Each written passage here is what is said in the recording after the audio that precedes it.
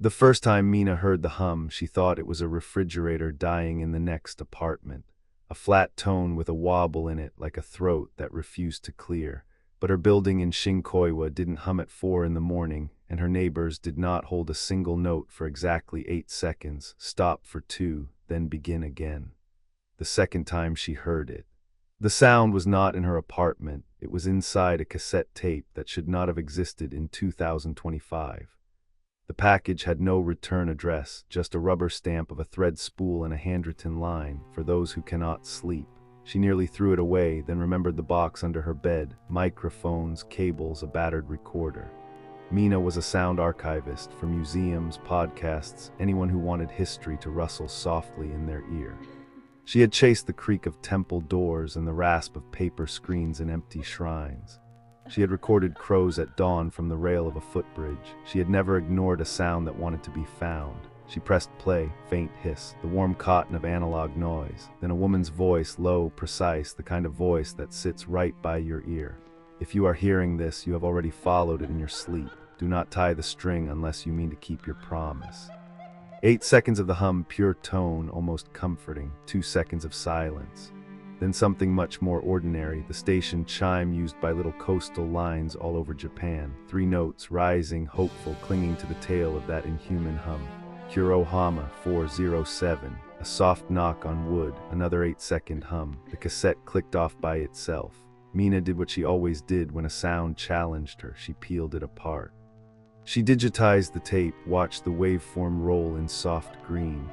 The hum had a body, there were tiny, uneven beats inside it, like the distant thud of a pile driver underwater. The station chime was not stock, the second note was slightly flat, handmade. Someone had recorded it on a platform, old loudspeakers and salt air bending the pitch. Kurohama. She opened a map. There were at least 7 Kurohamas in Japan if you counted beaches and districts that shared the name. One of them, on the old Hishiro line in Ishikawa Prefecture, had a decommissioned spur that ended at the sea. She didn't sleep that night. The hum paced the borders of her hearing like an animal that wanted to come inside. By noon she had a backpack slung over one shoulder and a cheap room booked in Kurohama Township, the one with the abandoned spur. She told her editor she was going to chase a ghost train bell. The editor sent a thumbs-up emoji, then 3 knives and a rice ball because he had no vocabulary for the work she did and defaulted to whatever sticker made him laugh. The Hishiro line still ran locals twice an hour. The countryside in late spring was washed clean, a wet emerald world stitched with rice paddies. As the train turned inland, the sea flashed in and out between cedar flanks, a silver sheet pulled under a long breath. Mina dozed and woke, dozed and woke. Once her head tipped against the window, and in the glass she thought she saw, a length of white thread drawn across the aisle behind her at knee height, like a child's trick to catch a careless adult. When she turned fully, there was nothing but a man asleep with his mouth open and a little girl counting her fingers twice, then beginning again. Kurohama Station was small enough to fit into a sigh. 2 platforms, 1 green bench, wind that tasted like ink and rust. An old woman in a yellow raincoat sold squid crackers under a blue tarp printed with suns bleached to bones. Beyond the tracks, the town climbed a low hill with the casual, busy grace of places that ignore their ghosts. Laundry out on lines, bicycles leaned against garden walls, chimes on porches that did not ring unless the wind begged them. Mina checked in at the guest house, where the manager made it clear that hot water ended at 11 and the house cat considered late eaters an attack on public order. The room smelled faintly of cedar and detergent. On the door, tied clean across the latch, was a loop of thin white string. The knot was square. Practiced, deliberate, Mina stared at it. She reached up to touch the loop and immediately felt foolish, some local custom, a way of keeping the latch from rattling. She slipped the string over the knob and hung it carefully on a nail. Dinner was mackerel and miso and a plum that bit her tongue like a small, sweet knife. She asked the manager casually about the decommissioned spur. Ah, the woman said, drawing the vowel out like thread. The old sea end, not for visitors. Dangerous, not for visitors, the woman repeated, and her face did not change, but the cat's ears flattened as if it had smelled something under the floorboards. At 3:40 a.m. Mina was awake under a ceiling she did not know, listening to a house that had learned everyone's footsteps but hers. She reached for her recorder, checked the battery, slid the strap over her shoulder. The streets were empty. Kurohama at night sounded like water and suspension bridges, low metal moans where the wind coaxed a loose grate to sing, the salt-wet hush of tide. The station lights were off, but the clocks were not. They glowed like moons trapped under glass. She stood on the platform at 4:03. She felt stupid for coming. She felt stitched to the place by her own curiosity. At 4:07 the clocks did nothing and the platform did nothing, and Mina, doing nothing, heard the hum. It came from nowhere and everywhere. It swelled with the patient arrogance of machines that no longer need rail to move. It filled the station, then the town, then the hollow behind her heart. 8 seconds. A 2-second absence so absolute she felt she could put her hand through it. Then the 3-note chime, flat on the second note, precise in its imperfection, rolled across the platform like someone had just pressed a button in a control room that didn't exist anymore. A form slid into the station from the dark end of the rails. Not a train. Trains don't move without light. It was a darker dark, a weighted shape that made the night around it rearrange itself. The air pressed in. The way it does when a truck passes on a narrow road. The hum deepened as if pleased. Mina hit record and did not realize she was holding her breath. Something moved 2 meters to her left, a figure, small, neat, wearing a station master's cap the color of tea. He had the tidy irritation of men who have never learned to be anything but useful. "You are not on the timetable," he said without looking at her. "I'm not a train," Mina said before she could stop herself. His mouth twitched, almost a smile. He kept his eyes on the rails. "People think the spur is abandoned," he murmured. "There are no lights, so people think nothing arrives. What do lights have to do with arrival?" "What does arrive?" Mina asked. He lifted a hand the way a conductor would lift it, without thinking. "Things that don't like to be called things, SHH now." The hum was inside her teeth. The rails trembled gently like thread drawn over bone. The darker dark eased into the far platform and stopped. In the pocket of its hush, Mina heard something she had never recorded before in a place that was not a temple. A bell, not struck, breathed. A sound so soft you had to lean your ear into it the way a child leans into a story. "Who else hears it?" Mina whispered. "Anyone tied to it," the station master said. "Tied?" Mina glanced down. In the thin light, stretched across the mouth of the stairwell that led to the underpass, was a white string looped from post to post at knee height, exactly as she had imagined on the train window. Her foot would have found it if she had been careless. She did not remember it when she came up. Mina's recorder hissed lightly. The level monitor fluttered, confused, as if the sound it held had no edges. "Do not step under," the station master said mildly. "Not unless you mean to keep your promise." "What promise?" He didn't answer. He was not looking at the rails anymore. He was looking beyond them toward the sea. There was a taste of iron in the air, sudden as a mouth filling with blood after a bitten tongue. The hum stopped as if someone had snapped a thread. The absence that followed was so dense, Mina heard the tiny whine of her recorder's backlight lamp. In the same moment she felt, did not hear, a rattle under her shoes, like something in the underpass had shaken itself awake. "Enough," the station master said. No one in particular, and the air loosened. The darker dark seemed to fold into the night it had come from. A breeze moved across the platform as if a very large passenger had just exhaled. Mina realized her hands were cold. She stopped the recorder and found she could not feel the buttons. When she looked down, her fingertips were dusted faintly white, as if she had been sewing in her sleep. She turned to the station master to ask 100 rational questions. He was gone.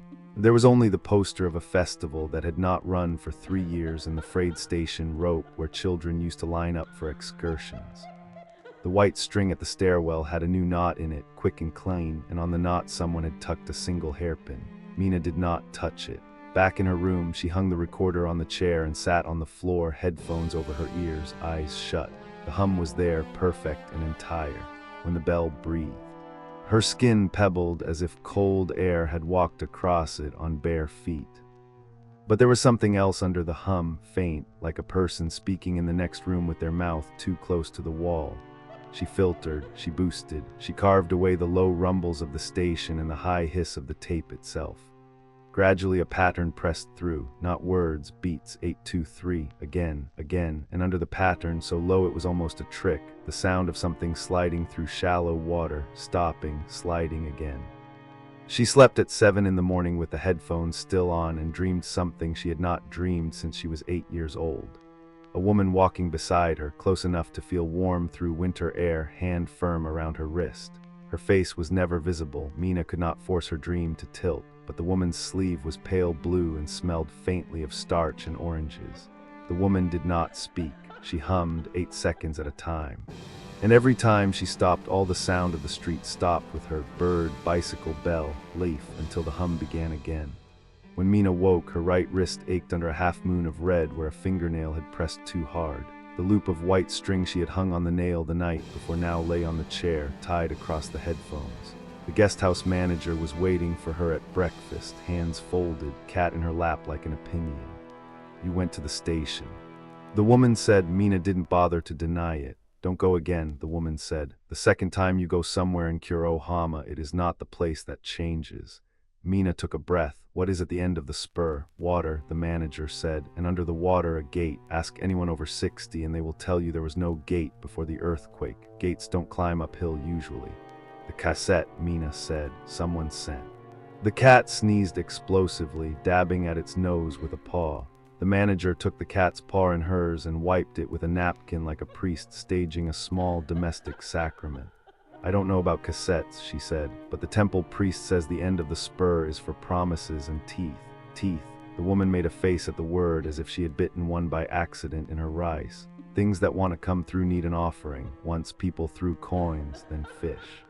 Then photographs when people stopped believing in fish. Now," she lifted a shoulder, "now we have string, easier to lose than a person." Mina had not told the woman about the loop on her door. She felt the small, ridiculous heat of being caught. "Is there anyone else I can talk to?" Mina asked. An old station hand, someone who remembers when the spur was working. The manager's gaze moved to the window. In the courtyard, a laundry line fidgeted itself into shapes. From a hook over the stones hung a simple wooden wind chime, just 2 sticks bound with twine. It did not move. "Mr. Tadao," she said. "He used to sell tickets. He never left even when they installed the machine.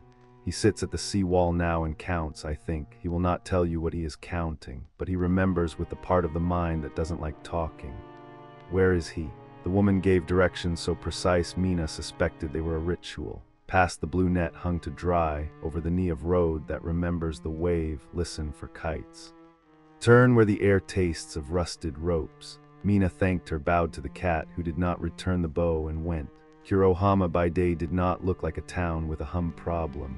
Children in yellow caps frog marched to school. A man with a cigarette behind his ear checked his boat's belly with the tenderness of a father checking a newborn's breathing. The seawall held back a calm spring ocean that wore sunlight like a silk shirt. Mr.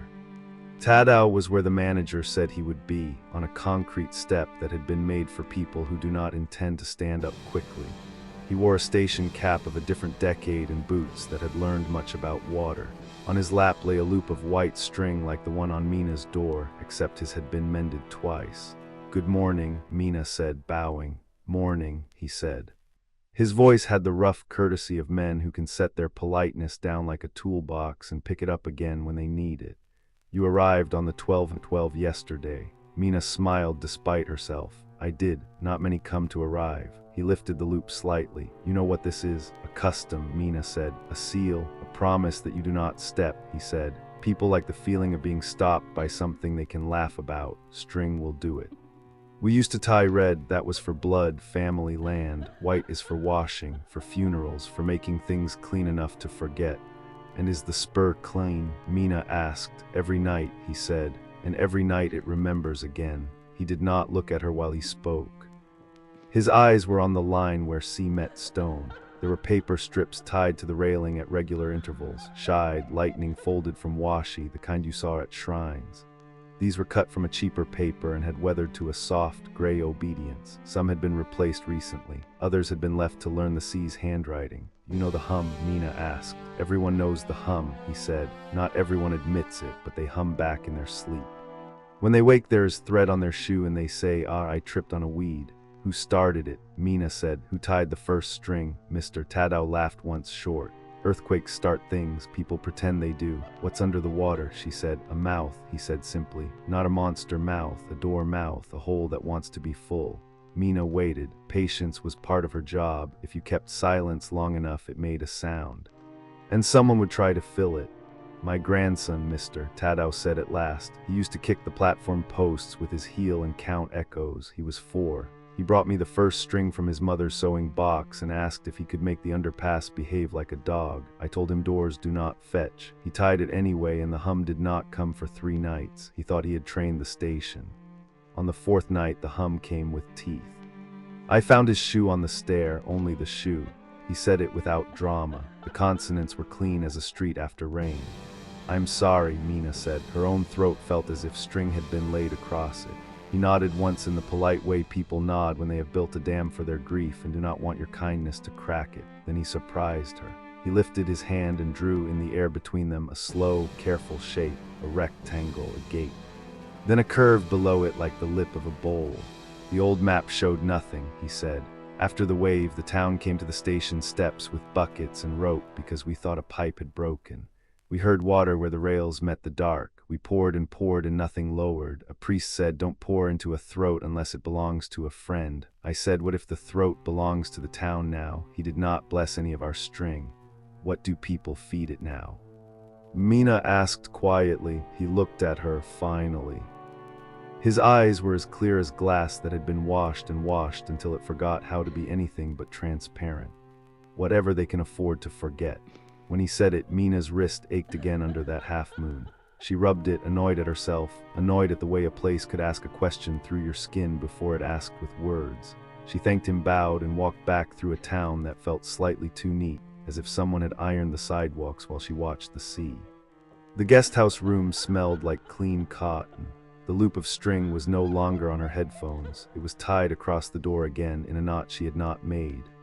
For a moment, Mina wanted a normal problem so badly she could taste it. Bad cell reception, a dead battery, a cat that had made a mess to remind her she was not special.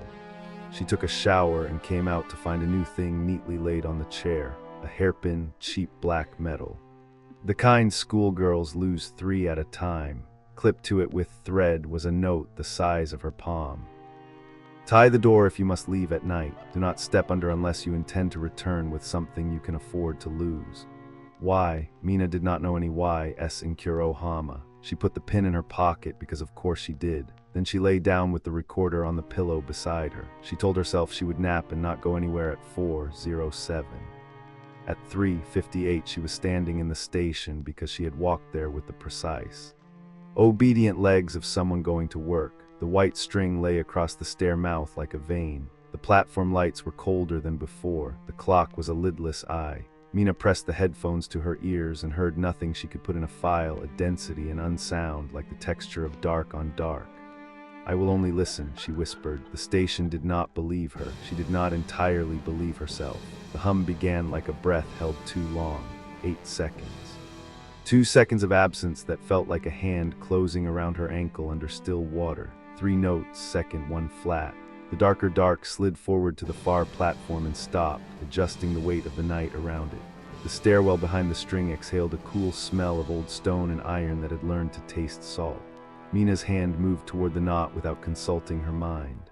"Don't," said a voice behind her. It was the guest house manager, hair tucked up. Catless breath making a small cotton cloud.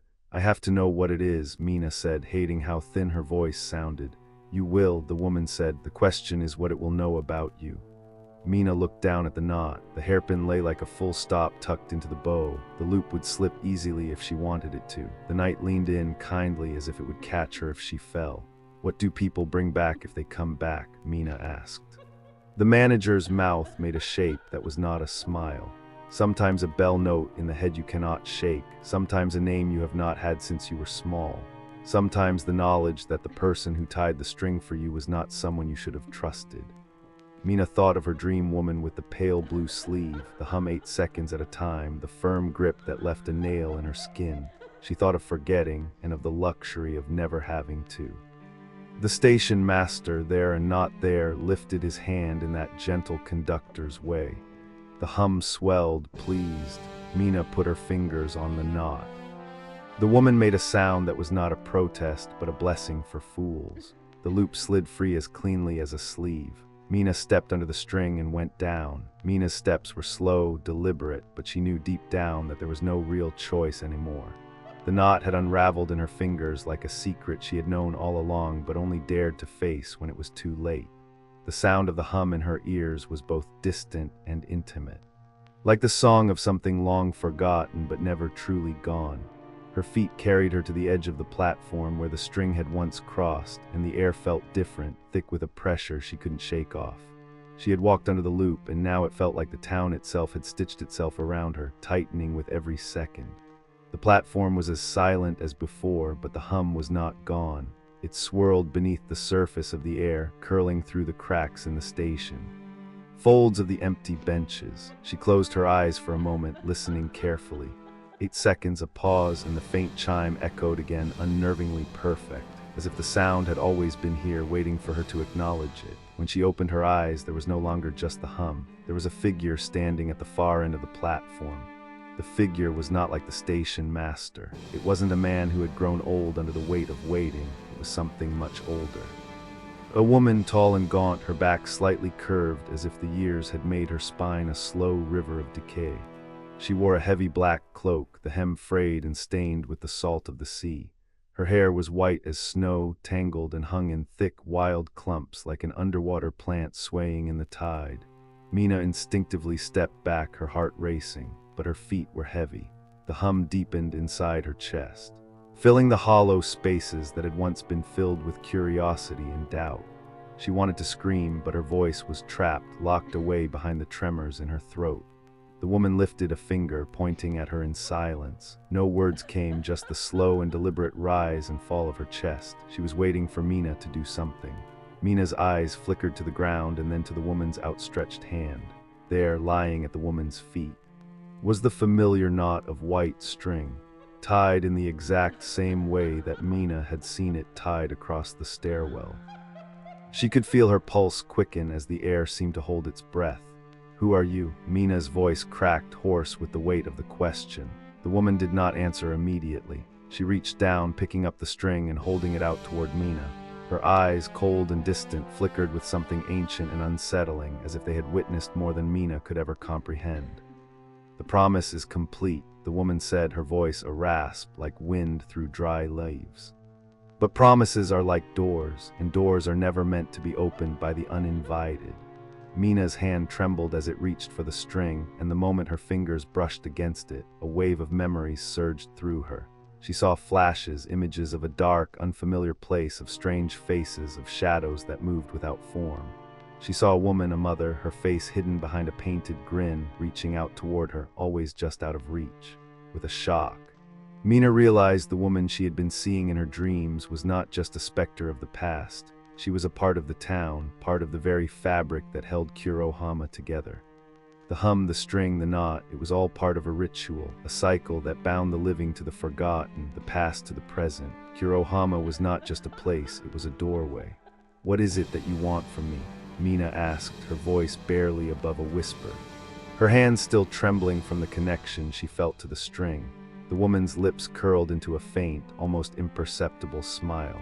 "I do not want anything," she said softly, her voice now tinged with something that might have been sadness or maybe amusement. "I am only here to remind you of what you have become." Mina stepped back, her mind reeling, but her body rooted in place. The woman's words echoed in her mind, "What you have become." She looked down at the string in her hand, realizing with a sickening clarity that this was no ordinary loop of twine. It was a thread, a binding to something darker, deeper, older than any of them could fathom. "You came here for answers," the woman continued, "but answers come at a price, and you must decide whether the cost is worth it." Mina shook her head, trying to push the thoughts away, but they lingered, whispering like a voice she couldn't ignore. She had always known there was something wrong with Kurohama. The hum, the string, the eerie feeling of being drawn to the town like a moth to a flame. But this was something she could not have anticipated. The woman took a step toward her, and Mina instinctively took a step back, her heart pounding in her chest. But the woman's presence was suffocating, drawing her in. The string in her hand seemed to grow heavier, its weight pulling her toward the woman as if some invisible force was at play.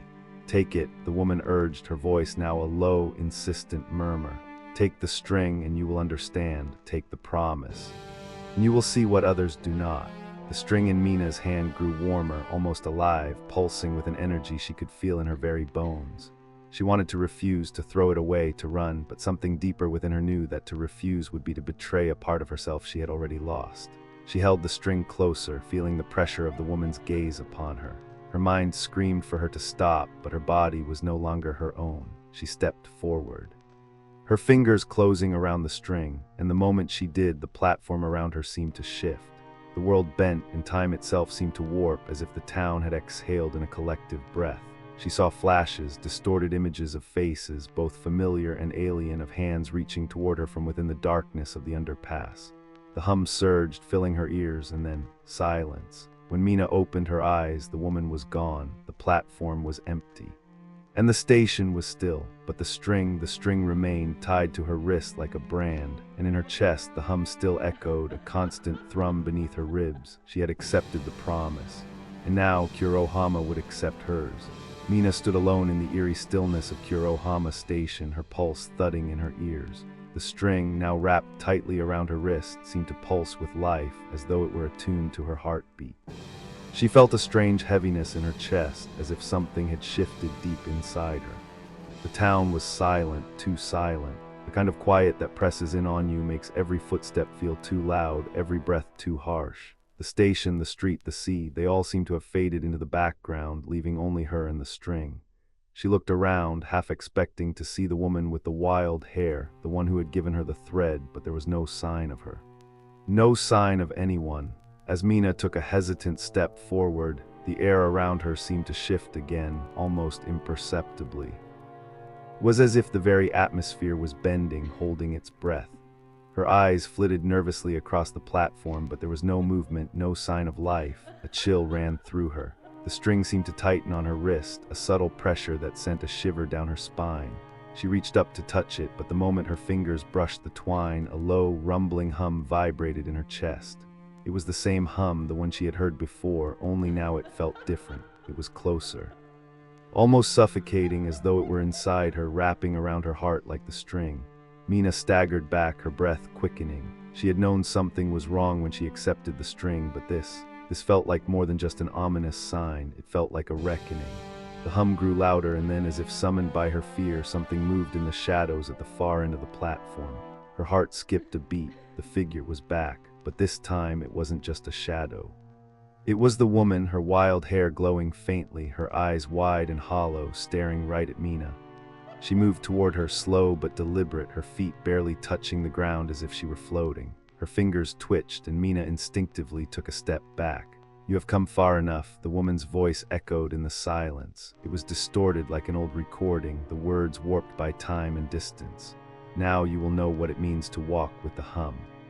Mina's eyes widened. She wanted to speak, to ask what was happening, but her throat was dry and her mouth felt frozen. The woman continued, her voice growing softer, almost a whisper. "The string you hold is not just a thread, it is the thread of fate, tied to the very essence of this place. Once you hold it, you are bound to Kurohama. There is no leaving without paying the price." Mina's hand shook as she reached out to pull the string off her wrist. But the moment she touched it, the pressure in her chest intensified. It was as if the string itself had anchored her to the station, to the town. Her fingers twitched, but they refused to loosen their grip. "You cannot escape it," the woman's voice whispered, her form now mere inches from Mina. "Not once you've been chosen." Mina staggered back, her eyes darting around the platform. The air felt thick with energy, the atmosphere heavy and oppressive. She could feel the weight of centuries pressing down on her shoulders. The woman's figure loomed larger now, her presence overwhelming, and for a moment Mina thought she could hear whispers, voices from the past, from the people who had come before her. And then it happened. The hum surged forward like a tidal wave, crashing through Mina's mind. Images, memories, emotions, all scrambled together in a flood of overwhelming sensations. Her vision blurred and she stumbled, nearly losing her balance. The world around her twisted, bending, stretching. The station seemed to elongate, its walls stretching toward infinity and then contracting back toward her. The string burned against her skin, its threads vibrating with an almost malicious energy. Her heart raced, her breath shallow, as if she were suffocating under the weight of something unseen. Her mind screamed for release, but there was no escape. The woman was right in front of her now, her eyes empty black voids. Mina tried to scream, but the sound was trapped. Caught in her throat, the woman's mouth parted, and for the briefest moment, Mina saw teeth, sharp, jagged, ancient. "The price is simple," the woman intoned, her voice low and echoing. "You must give what you cherish most." Mina's heart sank. She felt a cold sweat break out across her skin as the realization hit her like a punch to the gut.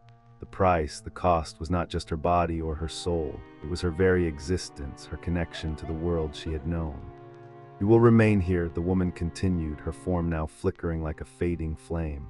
"The town will keep you, the hum will guide you, but you will never leave." Mina gasped, her mind racing. "What do you mean? I don't belong here. I don't want to be part of this." The woman's smile was wide, stretching unnaturally across her face. "You already are," she said softly, her voice vibrating with an unsettling resonance. "You were chosen the moment you took the string." A flash of light filled the air, blinding her. Mina closed her eyes, but the light persisted, searing into her mind. The world around her shifted violently. When she opened her eyes again, she was no longer standing on the platform. She was standing in the middle of a vast, desolate wasteland. The ground beneath her feet was cracked and barren, the sky above her a sickly yellow, like the hue of a dying sun.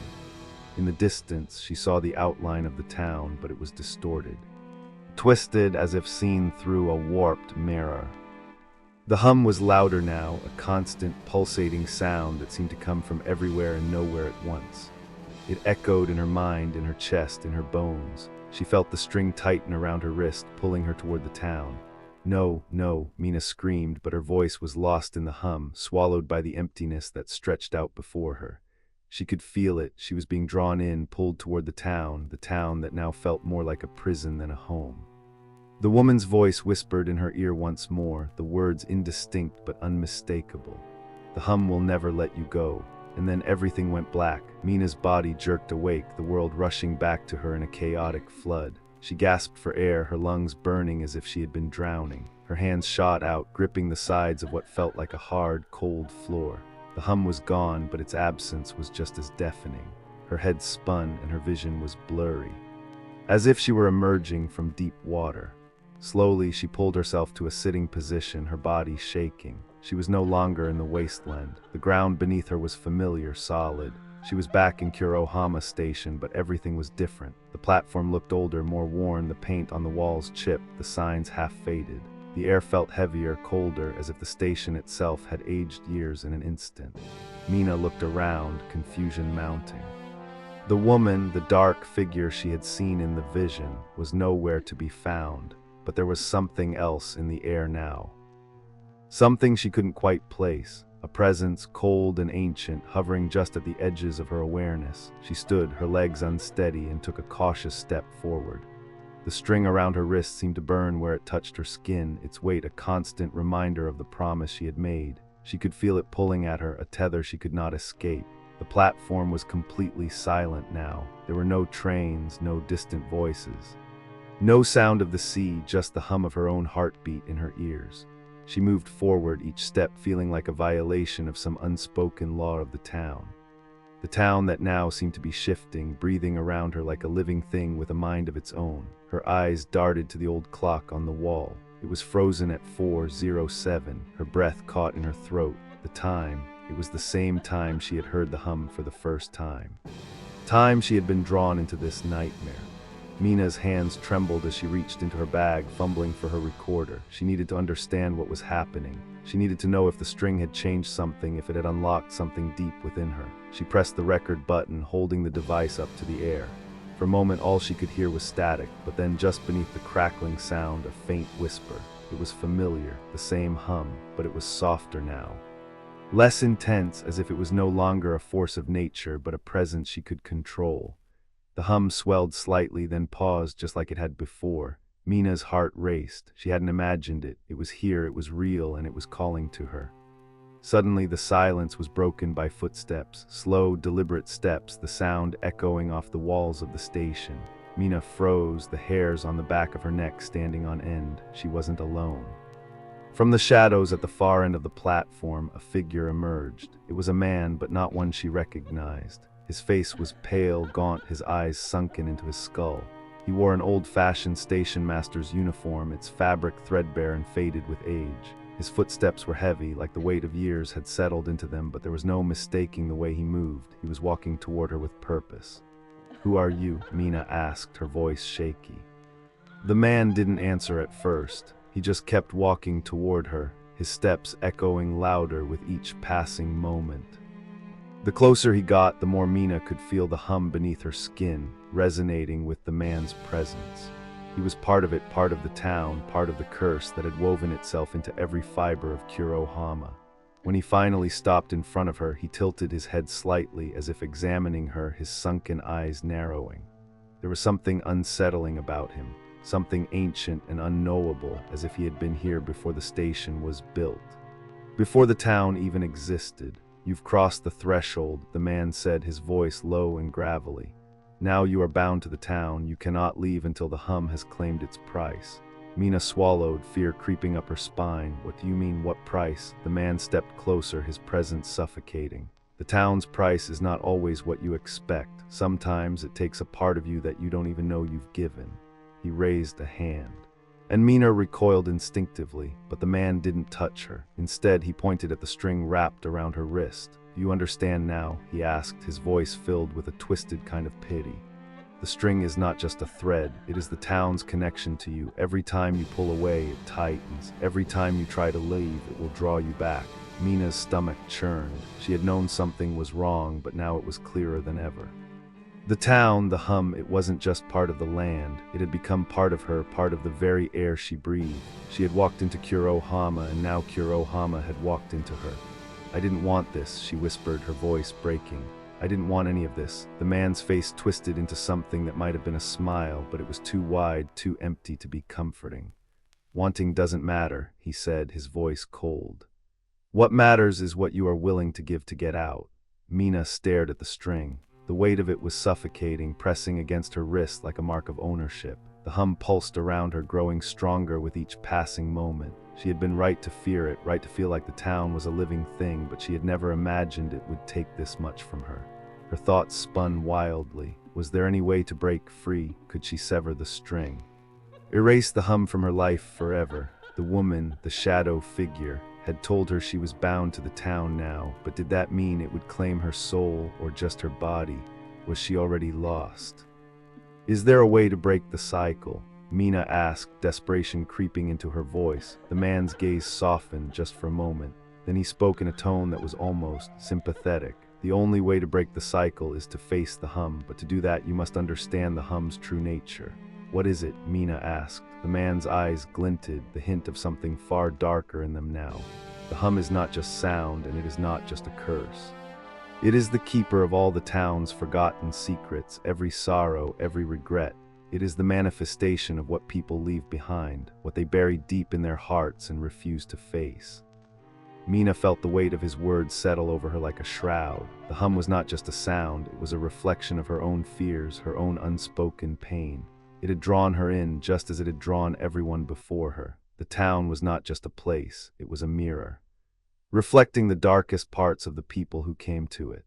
"You must decide," the man said, his voice sharp now, "whether you are ready to face what you've buried. If you are not, the hum will claim you and you will never leave." Mina's breath hitched. Her mind raced with thoughts of escape, of breaking free from the hum and the town's grip, but deep down she knew there was no way to run. The only way out was through.